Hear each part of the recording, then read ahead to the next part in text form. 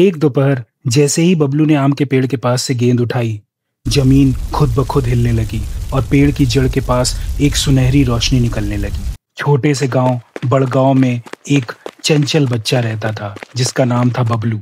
उसकी आंखें हमेशा नई चीजें खोजने को तैयार रहती थी और सवालों की बारिश तो वो बिना मौसम के ही कर देता था। मम्मी, बादल कैसे उड़ते हैं? पापा, मछली को प्यास लगती है क्या?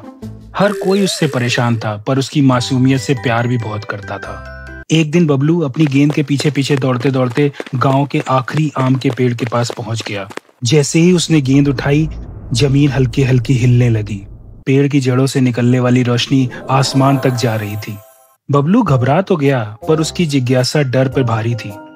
वो रोशनी के पास गया और देखा कि वहां एक छोटा सा दरवाजा खुल रहा था जिसमें ताजा आम की मीठी खुशबू आ रही थी।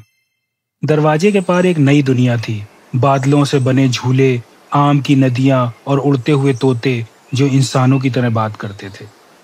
बबलू की आंखें चमक उठीं, जैसे उसने कोई सपना देख लिया हो।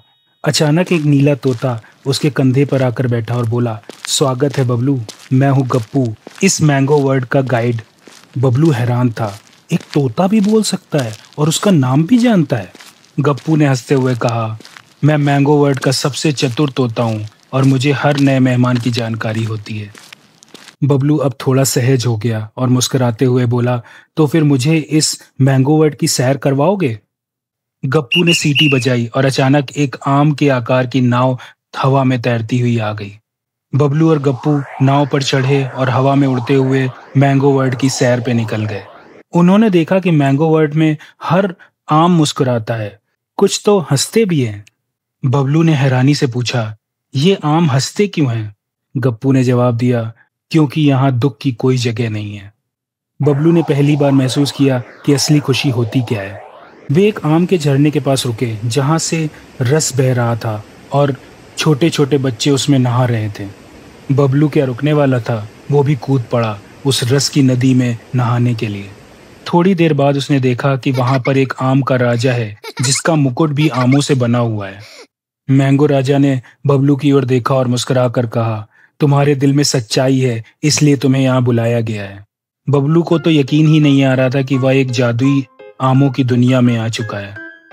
राजा आम ने उसे एक चमकता हुआ बीज दिया और कहा, तुम्हें जब भी जरूरत हो इसे बो देना। बबलू ने बीज को जेब में रखा और सिर झुकाकर धन्यवाद कहा। गप्पू जोर से चिल्लाया, चलो बबलू, अब असली दुनिया में चलते हैं। बबलू ने गप्पू की बात मानकर आखिरी बार मैंगो वर्ल्ड को ध्यान से देखा। फिर दोनों उस जादुई दरवाजे से होकर वापस अपनी दुनिया में आ गए।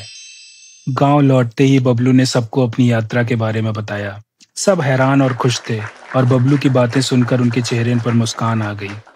अब बबलू सिर्फ सवाल नहीं करता था, बल्कि जवाब भी ढूंढता था और सबके लिए प्रेरणा का स्रोत बन गया था। गप्पू अब गांव का सबसे मजेदार तोता बन चुका था और हर बच्चे को हंसाता और कहानियां सुनाता था। गप्पू और बबलू की दोस्ती ने गांव में एक नई रोशनी ला दी थी। बबलू को अब हर आम जादुई आम जैसा लगता था, क्योंकि उसने जाना था असली जादू दोस्ती, समझदारी और सच्चे दिल में होता है, ना कि किसी आम में। और इस तरह बबलू और गप्पू की कहानी हर बच्चे के दिल में बस गई। अगर आपको ये कहानी अच्छी लगी तो इस चैनल को सब्सक्राइब करें, इस वीडियो को लाइक करें और ज़्यादा से ज़्यादा शेयर करने की कोशिश करें। धन्यवाद।